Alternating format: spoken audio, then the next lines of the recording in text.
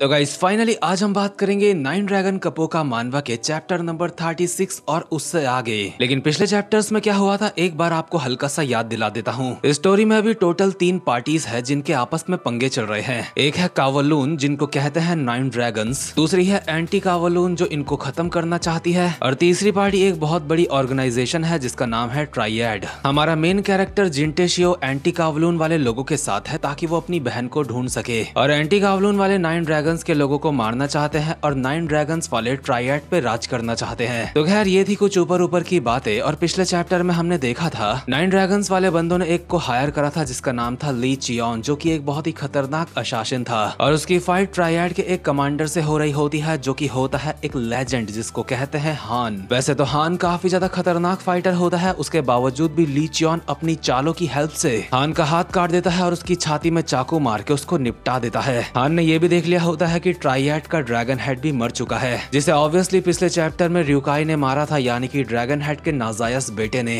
इसलिए हान अपनी आखिरी सांसें गिनते हुए अपने मन में कहता है, नहीं, क्या ये हमारे एरा का अंत है। इसके बाद वो ली चियोन को कहता है, अपने आप को ज्यादा गलतफहमी में मत रख, क्योंकि अगर कोई चीज ऊपर जाती है तो वो नीचे भी आती है। भले ही आज के दिन मेरा अंत तेरे हाथों लिखा है, लेकिन सिर्फ इस वजह से तुझे अपने आप पे बहुत घमंड नहीं करना चाहिए। जिस तरह से आज मैं मारा गया हूँ ऐसे ही तेरा भी एक दिन आएगा। लेकिन ली चियोन यहाँ से जाते जाते कहता है, मरते मरते भी फालतू की बात करके गया है बुढ़े। दूसरे सीन में हम देखते हैं र्यूकाई को जिसने अपने बाप को निपटा दिया होता है, और इतने में ही उसके पास डीमन ड्रैगन और शैडो ड्रैगन आते हैं जिनसे र्यूकाई यहाँ की सिचुएशन पूछता है। डीमन ड्रैगन र्यूकाई को बताता है कि हान मारा गया है और जो दूसरा कमांडर है वो भी अब कुछ नहीं कर पाएगा क्योंकि उसे ग्रेट ड्रैगन और लेजर ड्रैगन ने घेर लिया है, और कावलून वॉल सिटी के अंदर भी सब कुछ हमारे प्लान के हिसाब से चल रहा है, और अब इन लोगों को सिर्फ ट्राइएड पे कब्जा करना है। लेकिन र्यू एन अब भी जिंदा है, इसलिए र्यूकाई को उसको तो मारना ही पड़ेगा जिसके लिए वो तैयार है। इसके बाद हम देखते हैं कावलून वॉल सिटी का सीन, जहाँ पे ट्राइएड के बंदे खासकर नाइन ड्रैगन्स के बंदों को ढूंढने के लिए आ रखे होते हैं, लेकिन उनका सामना हो जाता है एंटी कावलून के बंदों से। और ट्राइएड के जो 2 कमांडर होते हैं अपने सामने वाले बंदों को देख के कहते हैं, क्या वो लोग नाइन ड्रैगन्स के लोग हैं? दूसरा कमांडर कहता है, इससे कोई फर्क नहीं पड़ता कि वो लोग कौन है,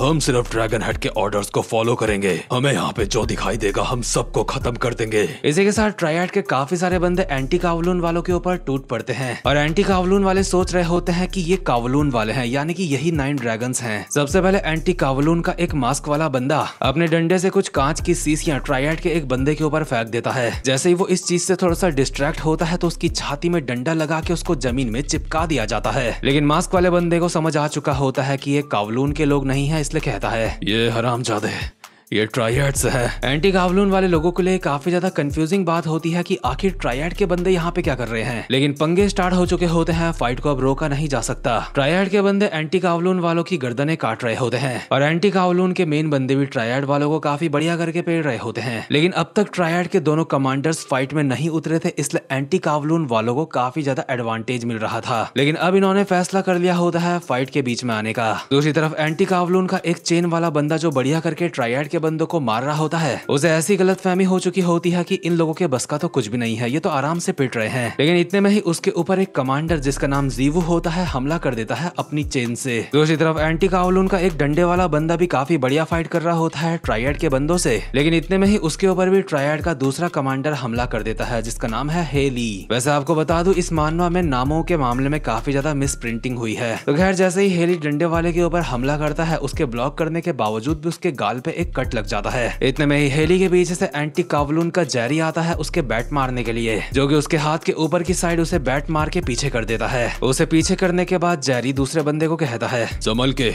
वो बंदा खतरनाक है। दूसरी तरफ जीवू और एंटी कावलून के चेन वाले के बीच में फाइट चल रही होती है, और चेन वाले की मदद करने के लिए आ जाता है ग्वांग जिम्बो। भले ही अब ये 2 वर्सेस 1 है, लेकिन उसके बावजूद भी एंटी कावलून वालों को एहसास है कि उनके सामने वाला बंदा काफी ज्यादा खतरनाक है, क्योंकि वो कोई ऐरा गैरा बंदा नहीं बल्कि वो है ट्राइएड का कमांडर। लेकिन जिंगजाओ जो ट्राइएड की तरफ से यहाँ पे खड़ा होकर सब कुछ देख रहा है, उसे यहाँ पे कुछ गड़बड़ लग रही होती है। जिंगजाओ को समझ आ चुका होता है ट्राइएड के बंदे जिनसे फाइट कर रहे हैं वो एंटी कावलून वाले हैं, और अगर ऐसी बात बात है तो इसका मतलब ये है कि एंटी कावलून वालों को और ट्रायड वालों को 9 ड्रैगन्स ने जानबूझ के भिड़वाया है आपस में। इसका मतलब यहाँ पे जो पंगे चल रहे हैं वो र्यूकाई की सोची समझी चाल है। र्यूकाई चाहता है उसके दोनों दुश्मन आपस में ही लड़के मर जाएं। इसलिए जिंग जाओ चिल्ला के दोनों कमांडर्स को कहता है, हे जिमू, हैरी, ये एक चाल है। लेकिन यहाँ पंगों के बीच इतना ज्यादा शोर हो रहा होता है कि उसकी आवाज दोनों कमांडरों तक जाती ही नहीं। इतने में ही जिंगजाओ को याद आती है जिंटे की, आखिर वो कहाँ गया। लास्ट टाइम जब जिंगजाओ ने जिंटे को देखा था तो वो एंटी कावलून के बंदों का पीछा कर रहा था। इसके बाद सीन शिफ्ट होता है और हम देखते हैं जिंटे को, जो कि अभी जाओकन यानी कि ब्लू ड्रैगन के साथ होता है। और ब्लू ड्रैगन ने जिंटे को 9 ड्रैगन्स वाले बंदों की सारी चालें समझा दी होती है, यानी कि ट्रायड के बंदे और एंटी कावलून के बंदे जो बेफालतू में भी फाइट कर रहे हैं वो वाली चाल। और साथ ही में आधे ट्रायड के बंदे क्योंकि यहाँ पे हैं तो अभी ट्रायड के हेडक्वार्टर में हमला भी हो सकता है, जो कि हो चुका है। यानी कि 9 ड्रैगन वाले एक तीर से 2 शिकार करना चाहते हैं। इसलिए जिंटे कहता है, अगर ऐसी बात है तो हमारा क्या। जाओकन कहता है, क्या तेरा मतलब ब्रिम से है। जिंटे कहता है, नहीं, मेरा मतलब है एंटी कावलून वालों से, और जो यहाँ पे ट्रायड के बंदे हैं क्या वो इसी तरीके से फाइट करते रहेंगे। हाँ सही समझा, ट्रायड के बंदों को वैसे भी यहाँ पे जो लेके आया है वो वही है जो तेरे साथ मिलके मेरा पीछा कर रहा था। ये सुन के जिंटे को एक झटका लगता है क्योंकि उसने ऐसा बिल्कुल नहीं सोचा था कि जिंग जाओ ट्रायड के लोगों के साथ है। ब्लू ड्रैगन अब भी बोल रहा होता है, ट्रायड के टॉप इंटेलिजेंट एजेंट्स हमेशा सीक्रेट तरीके से रहते हैं, और वो ब्रिम, वो आदमी शुरुआत से जानता था कि तेरी बहन नाइट ड्रैगन का एक हिस्सा है। उसे अच्छी तरीके से पता था तेरी बहन र्यूकाई की बहन बन के रह रही है। उसे सब कुछ पता होने के बावजूद भी उसने तुझे कुछ नहीं बताया। ये सुन के जिंटे के मन में वो सारी यादें दौड़ जाती हैं जो उसने जिंग जाओ के साथ बिताई थी। ब्लू ड्रैगन उसको बोल रहा होता है, जल्दी चल, हमारे पास टाइम नहीं है, लेकिन वो कोई जवाब नहीं देता क्योंकि उसे याद आ रहा होता है कि जिंग जाओ ने उसको एक बार कहा था कि मैं अभी तेरी मदद कर रहा हूँ, इसलिए जब मैं तुझे किसी को निपटाने के लिए बोलूंगा तो तू उसको निपटा दियो। जिंटे की बहन को ढूंढने के बदले जिंग जाओ और जिंटे के बीच में यही डील हुई थी, लेकिन शायद जिंटे को जिंग जाओ की हकीकत जान के काफी बड़ा झटका लगा है, इसलिए कहता है, हमारी डील अभी खत्म नहीं हुई है, मैं वापस जा रहा हूँ। यानी कि जिंग जाओ का शायद सब कुत्ता बनाया जाने वाला है। लेकिन दूसरी तरफ एंटी कावलून और ट्रायड के पंगे अब भी चल रहे होते हैं। ट्रायड वाले एंटी कावलून वालों के ऊपर कहीं न कहीं भारी पड़ रहे होते हैं, और एंटी कावलून वाले भी अब तक समझ चुके होते हैं कि उनको किसी चाल में फंसाया गया है, और यहाँ पे वो ट्रायड के लिए किसी तरीके के शिकार की तरह है। ट्रायड के दोनों ही कमांडर काफी बढ़िया करके फाइट कर रहे होते हैं एंटी कावलून वालों के साथ। हालांकि एंटी कावलून वाले भी फाइट बैक करते हैं, लेकिन कमांडर्स काफी स्ट्रॉन्ग हैं। ट्रायड के कमांडर्स को देख के एंटी कावलून का जो मास्क वाला बंदा होता है उसको अपनी एक पुरानी बेकार सी याद आ रही होती है, जहाँ पे उसे और उसके साथ के एक बंदे को किडनैप करा गया था और उन्हें टॉर्चर करा जा रहा था। वहाँ से मास्क वाला बंदा ना जाने कैसे भाग गया था, लेकिन अभी प्रेजेंट मोमेंट में अपने मन में कहता है, मैंने सोचा था मैं भाग गया, लेकिन इसका सामना मेरे साथ दोबारा हो जाएगा, मुझे पता नहीं था। अगर मैं इससे भाग नहीं सकता तो मुझे इसे खत्म करना होगा। यानी कि पहले भी जो इसके और इसके साथ के बंदों को टॉर्चर कर रहे थे वो ट्रायड के ही थे, इसलिए अभी ये ट्रायड के कमांडर जिमू के ऊपर अपने डंडे चलाना स्टार्ट कर देता है। दूसरी तरफ हेली बढ़िया करके एंटी कावलून के 2 बंदों के साथ एक साथ फाइट कर रहा होता है। ना सिर्फ ये इन दोनों के हमलों से बच रहा होता है, बल्कि इन दोनों के ऊपर भारी पड़ रहा होता है। बल्कि दोनों ही एंटी कावलून के बंदों को लग रहा होता है अगर ये 2 ना होते तो अब तक ये इन्हें मार देता।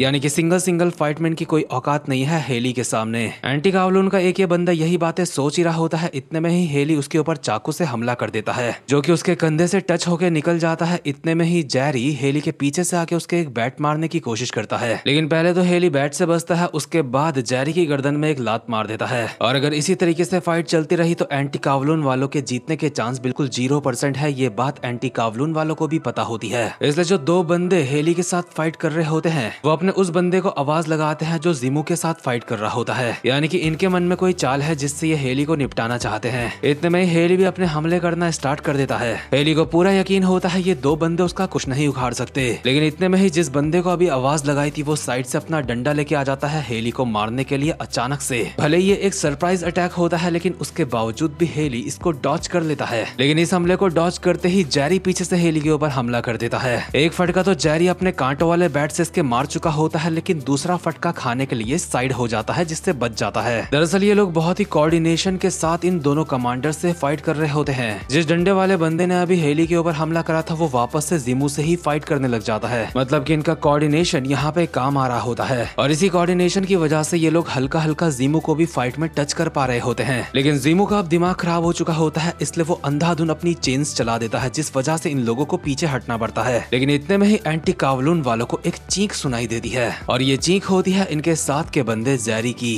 जिसे हेली ने चाकू घोंप के भगवान के पास पहुंचा दिया होता है और कहता है तो अब अगला कौन है। और ये जो यहाँ पे खून खराबा चल रहा है बगल वाली बिल्डिंग से, ये सब कुछ कोई देख रहा है। ये सब कुछ देख रहा होता है रेड ड्रैगन और कहता है तो मेरे इशारों में नाचना कैसा लग रहा है ब्रिम। और यहाँ पे ब्रिम का मतलब है जिंग जाओ से। इसके बाद सीन शिफ्ट होता है और हम देखते हैं ट्राइएड के हेडक्वार्टर का सीन। यहाँ पे 4 कमांडर में से एक कमांडर अब भी मौजूद होता है जो कि ड्रैगन हेड के पास जा रहा होता है, या फिर कहे ड्रैगन हेड की बॉडी के पास जा रहा होता है। इतने में ही 9 ड्रैगन वालों का एक छोटा सा छपरी साइड से उसके ऊपर हमला करने के लिए आता है, जिसके मुंह पे ये ऐसा थप्पड़ मार के साइड करता है कि इसके बाद ये जिंदगी में कभी नहीं उठेगा। लेकिन अब इस कमांडर को, जिसका नाम है लिंग यू, इसको घेर लिया होता है 2 ड्रैगन्स ने, यानी कि ग्रेट ड्रैगन और लेजर ड्रैगन। लिंग यून को बोलता है आगे से हट जाओ। ऑब्वियसली ये हटेंगे नहीं, इसलिए ये उनके ऊपर हमला कर देता है। लेकिन ग्रेट ड्रैगन ना सिर्फ इसके हमलों से बढ़िया करके बच रहा होता है, बल्कि इसके ऊपर बढ़िया करके हमले मार भी रहा होता है। और लेजर ड्रैगन भी पीछे से बहुत ही बढ़िया सपोर्ट दे रहा होता है ग्रेट ड्रैगन को। इन लोगों से थोड़े से फटके खाने के बाद लिंग यू अपने मन में कहता है अगर ये लोग अकेले मेरे साथ फाइट करें तो इनकी स्किल मेरे सामने कुछ नहीं, लेकिन अगर ये दोनों साथ में मिलके फाइट करते हैं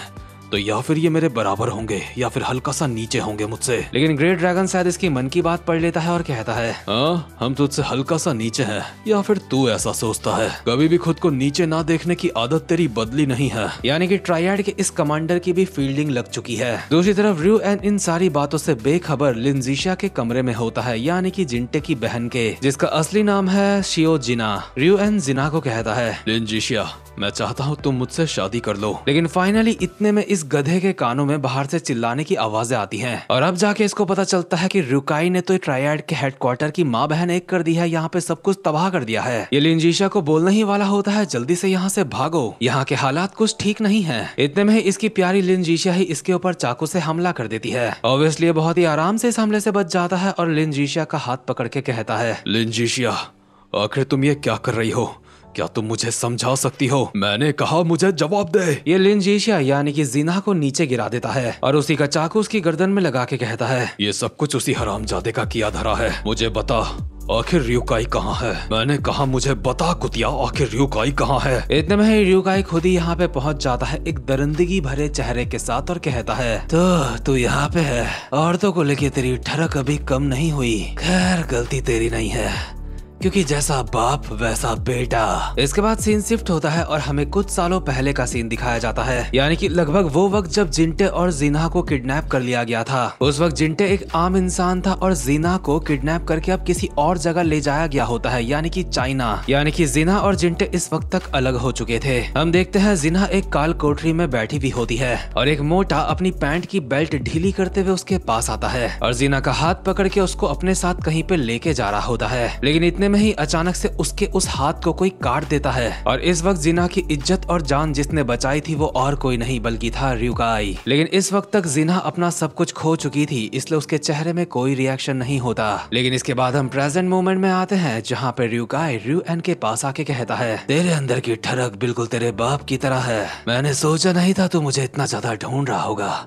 समझ नहीं आता भाइयों के इस प्यार को कैसे हैंडल करूं। र्यू एन जिना की गर्दन में चाकू लगा के र्यूकाई को कहता है तू साले हरामजादे आखिर तेरी हिम्मत कैसे हुई ये सब कुछ करने की? र्यूकाई कहता है तो तुझे मजा आया अपना ये छोटा सा प्यार वाला गेम खेलने में र्यू एन? क्या आखिर इसका क्या मतलब हुआ? इतने में ही जिना र्यू एन को कस के पकड़ लेती है ताकि वो हिल ना पाए। र्यू एन इसको कुतिया वुतिया बोल के हटने को बोल रहा होता है कि हट जा, लेकिन इतने में ही र्यूकाई अपनी खुकरी चला देता है इन दोनों के ही ऊपर। और र्यू एन इस बात से हैरान होता है कि इस दरिंदे को अपनी बहन की भी चिंता नहीं है, लेकिन साथ ही साथ में उसको एहसास होता है असल में ये लड़की शुरुआत से ही इसकी एक गुलाम है बस। इसलिए र्यूकाई के लिए इस कुतिया की जान की कोई कीमत नहीं। मतलब कुतिया मैं नहीं बोल रहा उसको, वो र्यू एन ही अपने मन में बोल रहा है। इसके बाद हम वापस से पास्ट वाले सीन में जाते हैं जहाँ पे र्यूकाई जिना की जान बचा के उसको कहता है तो अब तुझे अपनी जिंदगी से कोई प्यार नहीं रहा, या फिर ऐसा भी कह सकते हैं तो अपनी जिंदा रहने की वजह खो चुकी है। देख अगर तुझे मरना है तो मैं किसी भी वक्त तुझे जान से मार दूंगा, लेकिन अगर तू सिर्फ सिर्फ अपनी जिंदगी में भटक चुकी है तो कुछ पल के लिए तू मेरे साथ चल सकती है। इसके बाद हम वापस से प्रेजेंट मोमेंट में आते हैं जहाँ पे र्यूकाई की खुकरी इन दोनों को काटने वाली होती है और जीना अपने मन में कहती है सब खत्म होता है लेकिन मुझे अब कोई पछतावा नहीं। और जीना को अब कोई पछतावा इसलिए नहीं होता क्योंकि मरने से पहले उसने फाइनली अपने भाई को देख लिया था। भले ही उसने कार के अंदर से हल्की सी झलक देखी थी अपने भाई की, लेकिन कम से कम देख तो लिया इतने सालों के बाद, इसलिए बेचारी अब मरने के लिए तैयार होती है। लेकिन मैं सोच रहा हूँ जब इसके भाई को पता चलेगा कि कोई इसको काटना चाहता था, उस वक्त इसका भाई किस किस एंगल से उन लोगों को काटेगा वो लोग सोच भी नहीं सकते, क्योंकि जिंटे शियोका अब इस दुनिया में अगर कोई बचा है तो वो है उसकी बहन। लेकिन प्रेजेंट मोमेंट में अचानक से ही र्यूएन अपना चाकू बीच में ले आता है, जिस वजह से ये दोनों र्यूकाई के हमले से बच जाते हैं। वैसे इनके चाकू टकराने से पहले ही र्यूकाई ने अपना चाकू रोक लिया था, क्योंकि उसको एहसास हो चुका है यहाँ पे कोई और भी है। इतने में ही दरवाजा तोड़ के र्यूएन का एक बॉडीगार्ड अंदर घुस जाता है, जो अपने चापर से हमले शुरू कर देता है र्यूकाई के ऊपर। र्यूकाई इसके हमलों को ब्लॉक कर ही रहा होता है, इतने में दूसरा दरवाजा टूटता है और दूसरा बॉडीगार्ड भी अंदर आ जाता है, जो कि र्यूकाई के ऊपर एक कट भी मार देता है। और र्यूकाई भी वापसी में इसकी टांग में लात मार के उसके ऊपर खोखरी चला देता है। लेकिन इस सब के बीच में उसका बैलेंस हल्का सा बिगड़ता है और वो पीछे जाके गिर जाता है। और दोनों बॉडीगार्ड र्यूएन को कहते हैं यहाँ पे सब कुछ तबाह हो चुका है, इसलिए प्लीज आप यहाँ से जाओ, क्योंकि हम दोनों भी इस बंदे को ज्यादा देर तक नहीं रोक पाएंगे। र्यूकाई जीना को लेके यहाँ से जाने लगता है, और क्योंकि र्यूकाई ने जीना के ऊपर खोखरी नहीं चलाई थी इसलिए वो जाते जाते कहता है र्यूकाई तू कभी ऐसा नहीं था, क्या तुझे अब अपने गुलामों से अटैचमेंट हो चुकी है। र्यूएन जीना के साथ यहाँ से भाग चुका होता है और र्यूकाई वापस से पागल मॉन्स्टर की तरह उठ चुका होता है इन दोनों से फाइट करने के लिए या फिर कहें इन्हें फाड़ने के लिए। लेकिन र्यूएन और जीना के भागते भागते जीना जमीन में गिर जाती है। र्यूएन बदतमीजी से इसका हाथ खींच के इसको उठाता है और कहता है हरामजादी ये कोई गिरने का वक्त नहीं है। ये लोग भागते भागते वहां तक पहुंच चुके होते हैं जहाँ बाहर 9 ड्रैगन वालों के पंगे और ट्रायड के पंगे चल रहे होते हैं। इससे पहले कि ये इस सबको यहाँ से नजरअंदाज करके भागता, इसको दिखती है इनके परिवार की खून से सनी हुई तलवार, जो कि घुपी हुई होती है इसके बाप की छाती में। ये देख के इसको बहुत ही तगड़ा झटका लगता है, जिस वजह से इसने जो लिन जीशिया का हाथ पकड़ा है उसकी पकड़ और ज्यादा कस जाती है। और र्यूएन अपने मन में कहता है ड्रैगन हेड की मौत के बाद परिस्थितियां पहले ही पलट चुकी है हमारे लिए, लेकिन अब सामने के गेट से यहाँ से भाग जाना वो भी इस औरत के साथ बिल्कुल नामुमकिन है। लेकिन मुझे पता चल चुका है कि र्यूकाई को इसकी थोड़ी परवाह है, इसलिए मैं इसको पीछे भी नहीं छोड़ सकता। फादर